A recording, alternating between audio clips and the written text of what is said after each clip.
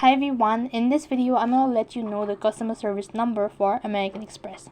So if you wish to contact the customer support team through a phone number, then you have to make sure to watch this video till the end and follow the instruction as guided.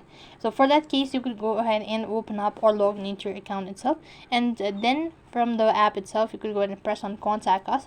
As you click on it, then you should be able to see the toll-free number or an email address to contact the customer support team. You could go ahead and type in the phone number and accordingly contact them, or else if you are unable to find it, so then you can go ahead and open up your web browser, and on the web address bar you could type in customer service number for American Express.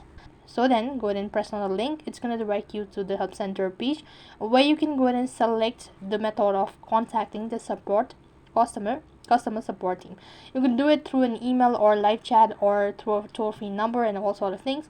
So that's basically how you can contact customer support through American Express, or that's how you can customer service number for American Express.